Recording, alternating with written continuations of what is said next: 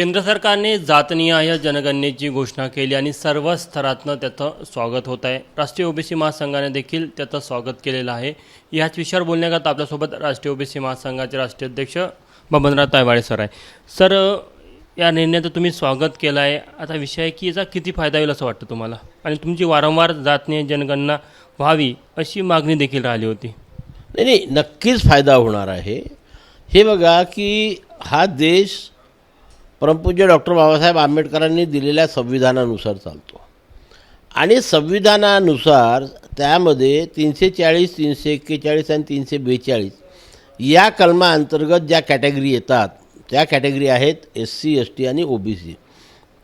यांना ज्या ज्या सोयी आणि सवलती दिल्या पाहिजे ते सर्व त्याच्यामध्ये दिलेलं आहे आणि त्या लोकसंख्येच्या प्रमाणामध्ये दिल्या पाहिजे असं सुद्धा त्याच्यामध्ये तरतूद आहे.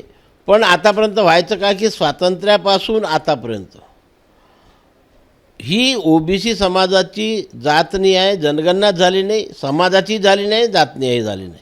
कारण त्याच्यामध्ये जो जनगणनेचा कॉलम असतो दर 10 वर्षांचे होते त्याच्यामध्ये फक्त SC, ST, मायनॉरिटी आणि OBC एवढेच कॉलम आहेत.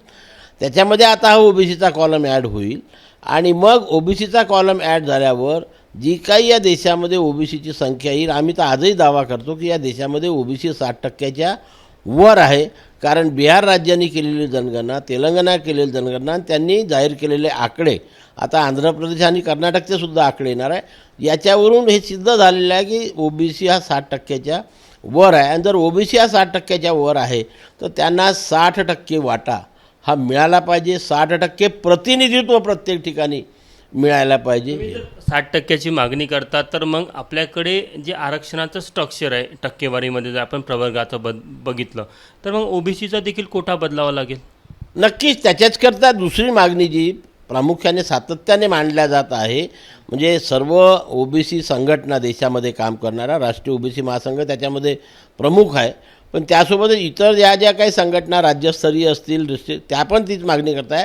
आणि आता काँग्रेस पक्षाने अधिकृत ठराव पास करून राहुल गांधी आणि इतर विरोधी पक्षनेते सर्व, म्हणजे विरोधी पक्षामध्ये जेवढे लोक बसतात ते सर्व सातत्याने मागणी करत आहे की 50%ची मर्यादा रद्द करा, मर्यादा वाढवा, म्हणजेच लोकांना लोकसंख्येच्या प्रमाणामध्ये प्रतिनिधित्व देता येईल. आणि म्हणून मोदी साहेबांनी हा निर्णय, धाडसी निर्णय त्यांच्या मंत्रिमंडळाने घेतले. त्यांच्या नेतृत्वामध्ये गृहमंत्री अमित शाह साहेबांनी हा निर्णय घेतला, कारण त्यांच्या आधिपत्याखालीच ही जनगणना येत असते.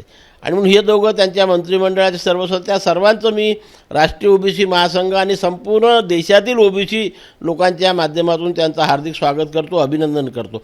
पण त्याच वेळेस या देशातील जे काही आजच्या घडीला विरोधामध्ये लोक आहे त्यांनी ही सातत्याने जी मागणी मांडून ठेवली, ज्यामध्ये प्रामुख्याने राहुल गांधी आहे, यापूर्वी आमचे लालू प्रसाद यादव होते, शरद यादव होते, मुलायम सिंग यादव होते, या लोकांनी अथक प्रयत्न करून या लोकसभा आणि राज्यसभेमध्ये सातत्याने ही मागणी मांडण्यात आली. आणि एवढ्या दिवसाच्या मागणीला शेवटी मोदी साहेबांनी न्याय द्यायचं ठरवलं आणि OBCची जातनिहाय जनगणना करण्याचा जो निर्णय घेतला त्याबद्दल मी OBC समाजातर्फे त्यांचे स्वागत आणि अभिनंदन करतो. असं होईल का की काही प्रवर्गाची जी आरक्षणाची टक्केवारी आहे त्याचा जो वाटा आहे तो वाढेल, काही प्रवर्गाचा कमी होईल? नाही, कमी कोणाचा होणार नाही, कमी कोणाचाच होणार नाही आहे. म्हणून ज्यांची जेवढी लोकसंख्या आता या जनगणनेनंतर येईल, कारण आपल्याकडे कसं आहे की आपल्याकडे बघा, एकतर 50%ची मर्यादा आहे, दुसरी गोष्ट ST आणि SC या 2 प्रवर्गाच्या टक्केवारीला हात लावू शकत नाही, मग पर्याय कुठे शिल्लक आहे? नाही, आता आपल्याकडे कसं आहे की आपल्याकडे आरक्षण 3च वर्गाला आहे, SC, ST आणि OBC. SCला त्यांच्या लोकसंख्येच्या प्रमाणामध्ये आहे, STला त्यांच्या लोकसंख्येच्या प्रमाणामध्ये आहे आणि ते देणं बंधनकारक आहे. आता OBCची जी आकडेवारी नव्हती ती एक्झॅक्ट आकडेवारी आता बाहेर येईल. आणि मग आकडेवारी बाहेर आल्यावर जर लोकांना लोकसंख्येच्या प्रमाणामध्ये न्याय द्यायचा आहे, लोकसंख्येच्या प्रमाणामध्ये त्यांना सोयी आणि सवलती द्यायचा आहे, तर ही 50%ची अट रद्द करावी लागेल. म्हणून म्हटलं ना की ते आकडेवारी आल्यावरच ही रद्द होईल. असं बघितलं तर मग हे जवळपास 100%च्या घरामध्ये येईल आरक्षण. हो, तो आरक्षण म्हणून नाही राहणार ते. जिसकी जितनी संख्या भारी उतनी उसकी हिस्सेदारी. ज्या ज्या समाजाची किंवा ज्या ज्या जातीची जेवढी लोकसंख्या असेल त्या लोकसंख्येच्या प्रमाणात प्रत्येकाला प्रतिनिधित्व देण्याची तरतूद सरकार करेल. म्हणजे कोणी म्हणणार नाही की आमच्यावरती अन्याय झाला आणि हे होतेला. नाही, पण याच्यात 2-3 महत्त्वाचे प्रश्न आहेत. एक तर 50%ची मर्यादा आहे, सोबतच इतर 2 प्रवर्गाला तुम्ही हात लावू शकत नाही. ओबीसीसाठी स्पेस कुठे उडतो की त्यांची टक्केवारी वाढेल बा म्हणून?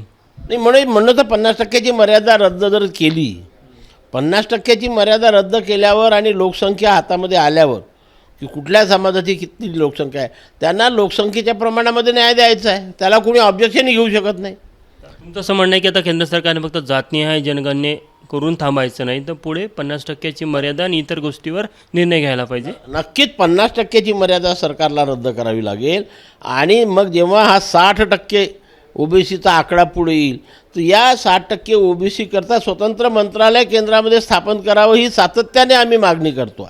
सातत्याने की सर्वांना न्याय जर द्यायचा असेल तर 60% लोकांचे धोरण ठरविण्याकरता स्वतंत्र ओबीसी मंत्रालय असायला पाहिजे. आणि जी नॉन क्रिमिलेअरची मर्यादा लावलेली आहे तीसुद्धा रद्द करण्यात यावी. असंविधानिक अडती आहे अशी आमची मागणी आहे. आणि जर रद्द करत नसाल तर 2017 पासून ती वाढवली नाही, आज 8 वर्ष झाले, ती मर्यादा 20 लाख रुपये करण्यात यावी ही सुद्धा सातत्याने आम्ही मागणी केंद्र सरकारकडे करतो आहे. ज्या प्रकारे SC प्रवर्गासाठी किंवा ST प्रवर्गासाठी केंद्र सरकारने मध्यंतरी एक त्याचा प्रवर्गाअंतर्गत वर्गीकरण करण्याचा निर्णय घेतला. मग जर का 60% ओबीसी समाज असेल तर ओबीसी समाजामध्ये देखील मग प्रवर्गाअंतर्गत वर्गीकरणाची गरज पडणार नाही असं वाटतं का तुम्हाला? नाही, हे बघा, ज्या दिवशी केंद्र सरकारने हा निर्णय घेतला होता की वर्गीकरण करण्यात यावे, आमचा वर्गीकरणाला विरोध नव्हता. पण वर्गीकरण करताना कशाच्या आधारावर तुम्ही करणार ही मागणी आम्ही त्यांनी केली. की जोपर्यंत कुठल्या जातीची ही लोकसंख्या किती आहे याचा आकडा तुमच्याकडे नाही आहे आणि त्या जातीच्या लोकांना आतापर्यंत किती टक्के प्रतिनिधित्व मिळालं, एकूण जे काही ओबीसी कॅटेगरीमध्ये प्रतिनिधित्व मिळालं त्याच्यापैकी कुठल्या जातीच्या वर्गाला किती किती प्रतिनिधित्व याचा व्हाईट पेपर केंद्र सरकारने डिक्लेअर करायला पाहिजे. आणि तो व्हाईट पेपर डिक्लेअर केल्यानंतर बा एवढे दिवस झाले पण या ओबीसी समाजातील या जातीला प्रतिनिधित्व मिळत नाही, त्यांना प्रतिनिधित्व देण्याकरता हे वर्गीकरण असं लोकांना सांगितलं पाहिजे. आणि हे केव्हा सांगू शकते सरकार? जर त्यांच्याकडे त्या जातीची आकडेवारी असेल तर. ती आकडेवारी आता पुढे येईल समोर आणि नंतर केंद्र सरकार वर्गीकरणाचा निर्णय घ्यायचा की नाही याचा निर्णय घेईल हे मला वाटते. ओबीसी अंतर्गतही वर्गीकरण झालं तर त्यात विरोध असायचं कारण नाही. नाही, विरोध नाही. बघा, आजही वर्गीकरण आहे ओबीसीमध्ये. कसं ओबीसीमध्ये वर्गीकरण आहे? आपल्याकडे ओबीसीला खरं म्हणजे एकूण केंद्र सरकारच्या धोरणाप्रमाणे SC आणि STचा जर वजा केला आपण 20%, 13% SCला आहे, 60% SCला आहे आणि 60% STला आहे. उर्वरित जे 30% आहे प्लस 52 म्हणजे 32% ओबीसीला आरक्षण आहे. त्याच्यामध्ये VJ, NT, NTB, NTC, NTD हे जे वर्ग आहे यांना 11% आरक्षण आहे. SBCला 2% आरक्षण आहे आणि उर्वरित ओबीसीला 19% आरक्षण आहे. म्हणजे 19 + 11 30 + 2 32 म्हणजे ही वर्गवारीचा एक प्रकारची काय. पण इतर जे आता जाती आहे हे सोडून VJ, NT1, NT2, NT3 आणि SBC इतर ज्या जाती आहे त्या जातीपैकी कोणाची किती लोकसंख्या आहे आणि कोणाला किती प्रतिनिधित्व मिळालं आहे याचा व्हाईट पेपर जोपर्यंत डिक्लेअर होत नाही तोपर्यंत वर्गीकरण होऊ शकत नाही हे मी सुरुवातीपासून म्हणतो. आणि म्हणून आम्ही मागणी होती की आधी जनगणना करा, व्हाईट पेपर डिक्लेअर करा आणि मग वर्गवारी करा. म्हणजे ज्या प्रकारे VJ, NT असेल किंवा ओबीसी अंतर्गतले इतर जे प्रवर्ग आहे तशा प्रकारे मग सर्वांनाच वर्गीकरणातून न्याय मिळेल.